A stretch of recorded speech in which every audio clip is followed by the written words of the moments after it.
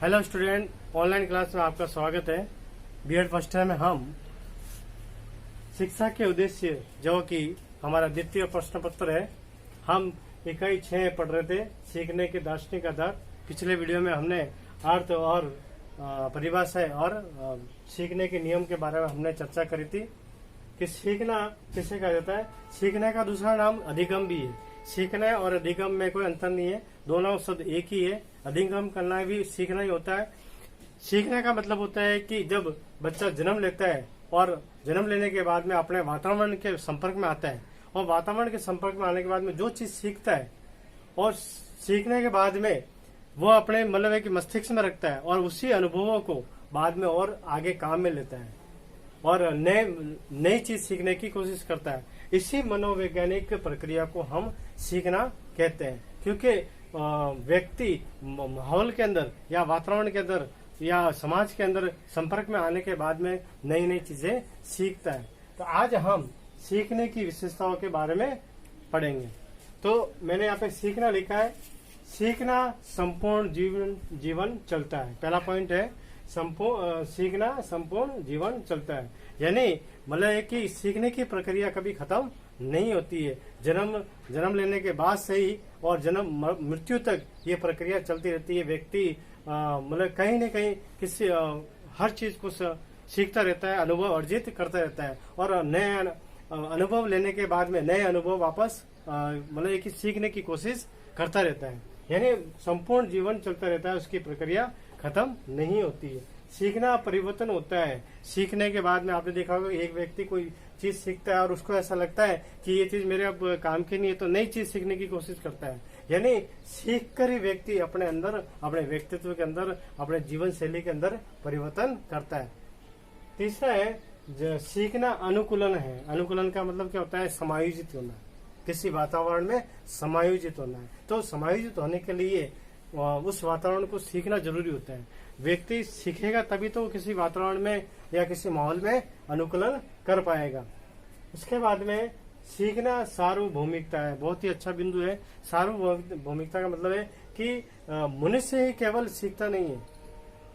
सीखना मतलब पशु पक्षी भी कुछ न कुछ सीखते रहते हैं। मतलब कि सीखना सार्वभौमिकता, यानी पशु पक्षी भी और जानवर भी सीख कर कोई नई चीज सीखते हैं और व्यक्ति भी सीखता है।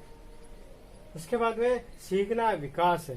सीखना विकास है किस तरह से कि व्यक्ति जब कोई चीज सीखता है तो अपने अंदर डेवलपमेंट करता है, अपने विकास करता है, सीख कर अपने जीवन शैली को सुधारने की कोशिश करता है और इस तरह से अपना विकास करता है, क्योंकि सीखी हुई चीज से वो सही और गलत की फर्क करता है। जो चीज उसके उपयोगी होती है, प्रभावशाली होती है, उन चीजों को जीवन में उतारता है और जो उसके उपयोगी नहीं होती है उसको छोड़ता जाता है, जिससे उसका विकास होता है। तो सीखना क्या है? विकास है। सीखना नया कार्य करना है। बहुत अच्छी बात है कि सीखना नया कार्य करना है। जैसे जैसे व्यक्ति कोई नई चीज सीखता है सीखता है और सीखने के बाद में फिर नई चीज को किसी विषय को सीखने की कोशिश करता है, नए वस्तु की सीखने की कोशिश करता है। इसी तरह से सीखना अनुभवों का संगठन है। मतलब है कि सीखना कोई नया अनुभव नहीं है और सीखना ना कोई पुराना अनुभव है। सीखना नया और पुराने का संगठन है, यानी पुरानी बातों को सीखी हुई और नई बातें भी सीखी हुई उसके मस्तिष्क में रहती है। जैसी परिस्थिति आती है, जैसी उसके सामने समस्या आती है, उसके हिसाब से वो अनुभवों को इस्तेमाल करता है, अपने सीखी हुई चीजों को इस्तेमाल करता है। यानी सीखना अनुभवों का क्या है? संगठन है। सीखना उद्देश्यपूर्ण है। आपने देखा कोई व्यक्ति उसी चीजों को, उन्हीं बातों को, उन्हीं विषय वस्तु को सीखने की कोशिश करता है जो उसके जीवन में उद्देश्यपूर्ण हो, जो उसके उपयोगी हो, उसके काम आती हो, तभी वो उसको सीखता है। अन्यथा वो कोई भी चीज सीखने की कोशिश नहीं करेगा। सीखना विवेकपूर्ण है।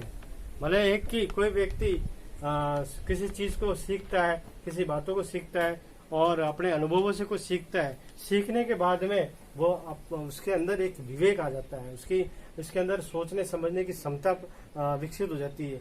वो हमेशा जीवन में उन चीजों को नहीं करेगा जो उसके उपयोगी नहीं हो और उन चीजों को जल्दी करेगा, उन बातों को जल्दी मतलब एक्सेप्ट करेगा जो उसके जीवन में उपयोगी है। यानी उसके अंदर एक विवेकपूर्ण सोचने समझने की शक्ति आ जाती है। इसलिए सीखना विवेकपूर्ण है। फिर सीखना सक्रिय है। मतलब आदमी जब जैसे व्यक्ति जैसे जैसे सीखता है वैसे वैसे उन चीजों में क्या होता है, एक्टिव रहता है, क्रियाशील रहता है। जैसे उसको सीखने को मिलता है या उसको जैसे जो चीजें समझ में आ रही है तो उसमें हमेशा और सीखने की कोशिश करता है। यदि उस कार्य में लगा रहता है तो वो सीखता रहता है। तो क्या है, सीखना सक्रिय। सीखना व्यक्तिगत व सामाजिक दोनों है। यानी कई बार क्या होता है कि कुछ बातें वो इसलिए सीखता है क्योंकि उसके जीवन के लिए उपयोगी हो, उसके कहीं ना कहीं वो काम आवे, इसलिए वो सीखता है। और कई बार वो समाज के हित के लिए, राष्ट्र के हित के लिए भी वो कुछ बातें सीखता है। यानी वो व्यक्तिगत रूप से भी सीखता है और सामाजिक तौर पर भी सीखता है। तो इसको क्या बोलते हैं, सीखना व्यक्तिगत व सामाजिक दोनों है। फिर सीखना वातावरण की उपज है। यानी वातावरण की उपज इसलिए कहा है क्योंकि अगर उसको माहौल वातावरण में रहना है या इस पर्यावरण के अंदर उसको एडजस्टमेंट करना है, संपर्क करना है, इस माहौल में रहना है, तो उसको ऑटोमेटिक वो कुछ मतलब वातावरण और पर्यावरण के अंदर वो चीजें सीखने को मिलती है। वो जैसा कहते हैं ना कि जब घर से बाहर निकलता है तो ऑटोमेटिक उसको मालूम पड़ता है कि रोड है, रोड के ऊपर गाड़ी चल रही है और वो अपन को मार सकती है, तो अपन साइड में चलते हैं। है? तो कोई बड़ी गाड़ी आती है तो अपन साइड में चलते हैं, गर्म चीजों को हम हाथ नहीं लगाते। तो जैसे वो पर्यावरण के संपर्क में आता है, वातावरण के संपर्क में आता है, ऑटोमेटिक उसको सिखाने की जरूरत नहीं होती, ऑटोमेटिक वो सीखता जाता है और वही ज्ञान और वो अनुभव अपने मस्तिष्क में अर्जित करता जाता है। उसके बाद में सीखना खोज करना है। हम कोई चीज सीख जाते हैं, कोई बातें वो सीख जाते हैं, किसी विषय वस्तु के बारे में जान लेते हैं, तो उसी ज्ञान को और बढ़ाने की कोशिश करते हैं। तो उस ज्ञान को बढ़ाना ही क्या कहलाता है, खोज करना कहते हैं। हम जैसे मान लो किसी साइकिल चलाना सीख गए, वो एक अनुभव है, वो हमने सीखा, तो उसके बाद में हम गाड़ी चलाना सीखेंगे, तो वो एक खोज है। हम गाड़ी चलाना सीखेंगे, 4 व्हीलर चलाना सीखेंगे। तो ये है हमारे सीखने की विशेषताएं। अब है अपने सीखने को प्रभावित करने वाले कारण। यानी ऐसे कौन से कारण है जो कोई व्यक्ति अगर सीखता है तो उसके अवरोध होता है, उसके बाधा होती है। अगर उसको कोई बाधा नहीं होती है तो वो सीखने में तत्परता दिखाता है, उसमें मतलब एक उत्सुकता होती है। तो ऐसे कई कारक होते हैं जिसको व्यक्ति को सीखने में सहायता करते हैं, और कई ऐसे कारक भी होते हैं जो सीखने में अवरुद्ध और उसके में बाधा डालते हैं। तो आज अब हम सीखने को प्रभावित करने वाले कारक के बारे में चर्चा करेंगे। तो सबसे पहले विषय सामग्री का स्वरूप। व्यक्ति जिस विषय के बारे में वो जानना चाहता है, सीखना चाहता है, तो उसका स्वरूप कैसा है, कठिन है, सरल है, मतलब है कि अर्थहीन है या अर्थपूर्ण है, उसके जीवन के उपयोगी है या नहीं है। तो उस बातों को ध्यान में रखते हुए व्यक्ति उस चीज को सीखने की कोशिश करता है। अगर उसके जीवन में उपयोगी है और अर्थपूर्ण है तो ही उस बात को, उस विषय को सीखने की कोशिश करेगा। यानी वो तभी जल्दी सीखेगा जब उसके विषय सामग्री का स्वरूप उसके अनुरूप हो, व्यक्ति के अनुरूप होना चाहिए। दूसरा है बालकों का शारीरिक और व मानसिक स्वास्थ्य। बहुत अच्छी बात है। अगर हम एक बीमार व्यक्ति को अगर कुछ काम करने के लिए कहे या कुछ किताब पढ़ने के लिए कहे तो शायद वो अपनी असमर्थता बताएगा, क्योंकि उसका जो शारीरिक है उसको मतलब कि पढ़ने के लिए तैयार नहीं कर रहा है, उस काम के लिए तैयार नहीं कर रहा है। तो यही वाली बात है कि अगर मानसिक स्थिति अगर सही नहीं है, मानसिक स्थिति यानी किसी का अगर पढ़ने का मूड नहीं है, पढ़ने की मनोदशा नहीं है, और अगर हम जबरदस्ती इसके ऊपर दबाव डालकर अगर वो कार्य कराए तो शायद वो सीखने में इंटरेस्ट या सीखने में वो इच्छा नहीं दिखाएगा और वो सीख नहीं पाएगा।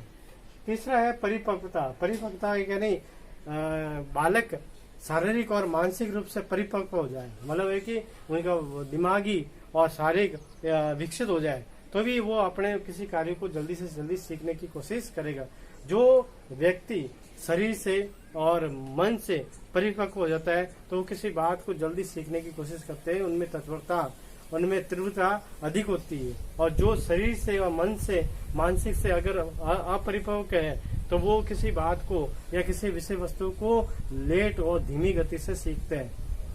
तो ये सीखने में एक बहुत प्रभाव करता है। सीखने का समय व थकान, बहुत अच्छी बात है। सीखने का समय, यानी हम जैसे मान लो बे टाइम अगर किसी को सिखाने की कोशिश करेंगे तो शायद वो नहीं सीखेगा। हाँ, वो कार्य कर सकता है लेकिन सीखेगा नहीं। और थकान, यानी व्यक्ति को जितना ज्यादा कार्य देंगे और वो जितना ज्यादा लोड देंगे, जितना ज्यादा दबाव देंगे, तो उसको थकान ज्यादा महसूस होगी। थका हुआ व्यक्ति किसी भी कार्य में इंटरेस्ट जल्दी नहीं बताता है, उसमें तत्परता नहीं होती है, इसलिए वो सीखने में मतलब कि धीमी गति होती है उसकी। तो ये सीखने का समय और थकान को भी ध्यान रखना जरूरी है। अब ये सीखने की इच्छा, बहुत अच्छी बात है कि सीखने की इच्छा, यानी कि सामने वाला व्यक्ति, जैसे एक टीचर एक क्लास में जाता है, वो पढ़ा रहा है, बहुत ही मतलब है कि आसान से आसान तरीका बता रहा है और मतलब है कि सब तरह के TLM वेलम और सब तरह की यूज कर रहा है, शिक्षण सामग्री यूज कर रहा है, लेकिन बच्चों के अंदर अगर वो इच्छा नहीं है पढ़ने की, तो वो कितने भी सहायक सामग्री यूज करे, कितनी भी सरल विधि शिक्षण विधि यूज करे, लेकिन बच्चे उस चीज को, उस बात को, उस विषय वस्तु को नहीं सीख पाएंगे। क्योंकि सीखने वाले की इच्छा भी होनी चाहिए। इच्छा होगी तो विपरीत परिस्थितियों में भी व्यक्ति सीख सकता है। अब है प्रेरणा, मोटिव, किसी व्यक्ति को मोटिव करना। जैसे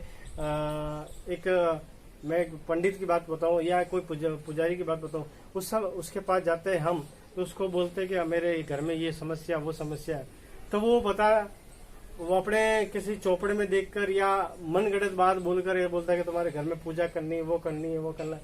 तो उसकी बात सुनकर हम उस घर में कार्य करवाते हैं, तो वो एक तरह से प्रेरणा है। वो क्या है? मोटिव। उसने अपन को ज्ञान दिया और अपने उस ज्ञान का यूज किया। इसी तरह से अगर हम एक बालक को काम करवाना है या बालक को शिक्षा दिलानी है, उस कार्य के प्रति उसके अंदर इंटरेस्ट पैदा करना है, रुचि पैदा करनी है, तो हमें उसको मोटिव करना पड़ेगा, उसको प्रेरक करना पड़ेगा, उसको उस विषय वस्तु के लिए तैयार करना पड़ेगा, तभी वो उस मतलब कोई भी कार्य सीख जल्दी सकता है। तो इसमें शिक्षक को अपनी भूमिका निभानी चाहिए। अब अध्यापक को सीखने की प्रक्रिया बहुत मतलब है कि एक अध्यापक पे डिपेंड करता है कि बालक को किस तरह से सिखाए। जितने वो सरल और अच्छे तरह से समझाएगा बच्चा उतना ही जल्दी सीखेगा और हर बात को चिरस्थायी रखने की कोशिश करेगा। अगर टीचर का ही पढ़ाने का तरीका खराब है या किसी को समझाने का तरीका खराब है, तो सामने वाला वो किसी भी विषय को नहीं समझ पाएगा और वो जल्दी याद नहीं कर सकता, नहीं सीख पाएगा। तो एक अध्यापक को सीखने की प्रक्रिया भी उसकी सहज और सरल होनी चाहिए। उसके बाद में सीखने का उचित वातावरण, यानी मैंने अभी बात बताई कि आप टीचर शिक्षण सामग्री सब लेके जा रहा है, एक बालक भी उस सभी चीजें। अब जैसे बालक की पढ़ने की इच्छा है और एक टीचर को भी पढ़ाने की इच्छा है, लेकिन मान लो अगर लाइट चली जाए और गर्मी हो रही है, तो शायद वो अपने आप को अनकंफर्टेबल महसूस करेगा, उस समय वो पढ़ने की रुचि नहीं दिखाएगा। तो वो वातावरण भी होना जरूरी है, वो माहौल भी होना जरूरी है, तभी व्यक्ति अपने आप को कंफर्ट यानी आरामदायक महसूस करेगा, तभी वो किसी चीज को जल्दी सीखने की कोशिश करता है। तो मतलब उचित वातावरण भी होना जरूरी है। उसके बाद सीखने की विधि, कई बार क्या होता है कि जैसे मैंने कई बार बताया है कि गणित की किताब को कई व्यक्ति हार्ड विधि से पढ़ाते हैं, कई अध्यापक सरल विधि से पढ़ाते हैं। तो टीचर ने उसी शिक्षक की तारीफ करता है जो सरल विधि से पढ़ाता है। यानी समझाने मतलब किसी व्यक्ति को, हम बालक को या शिष्य को सिखाते हैं, तो हमारी जो विधि है बताने की, वो विधि अगर कठिन है तो बच्चा जल्दी नहीं सीखेगा, और अगर हमारी विधि अगर सरल है तो वो बच्चा जल्दी सीख जाएगा। तो एक सिखाने वाले की विधि के ऊपर भी डिपेंड करता है, सीखने वाले की विधि के ऊपर भी डिपेंड करता है। अब है संपूर्ण परिस्थिति, यानी एक विद्यालय में जब हम किसी बालक को सिखाते हैं या शिक्षा अर्जित करवाते हैं, तो उस विद्यालय में आपने देखा कि सभी चीजें एक मतलब कि एनवायरनमेंट ऐसा होता है कि सब वो सीखने को मिलता है। एक छोटा सा उदाहरण देता हूँ कि आज हम सिरोही में ही हैं, और एक आप जयपुर जाओ या उदयपुर जाओ या जोधपुर जाओ, तो वहाँ के वातावरण में और यहाँ के वातावरण में बहुत अंतर आएगा। क्योंकि मैंने अनुभव किया है, क्योंकि वहाँ पे मैं पढ़ने वालों के बीच में रहता था, तो वहाँ पे सब पढ़ने वाले मिलते थे, कुछ ना कुछ कार्य करने वाले मिलते थे। ऑटोमेटिक मुझे पढ़ने की एक उत्सुकता होती थी, कुछ ना कुछ कार्य करने की उत्सुकता होती थी। लेकिन वहाँ पे एक एजुकेशनल माहौल था, दिन रात पढ़ते थे, लेकिन आज मैं जब सिरोही में रहता हूँ तो ऐसा माहौल नहीं है, तो ऑटोमेटिक मुझे वो उत्सुकता नहीं, मुझे वो सीखने की उत्सुकता नहीं। तो एक वो माहौल और वातावरण भी मतलब एक इफेक्ट करता है, प्रभाव करता है। तो ये है हमारे सीखने को प्रभावित करने वाले कारक। अगर ये सभी कारक अगर एक व्यक्ति के साथ देते हैं तो वो हर चीज को समझने की और सीखने की उसके अंदर तत्परता होगी, उत्सुकता होगी। अब अगले वीडियो में हम अगले विषय पढ़ेंगे। धन्यवाद।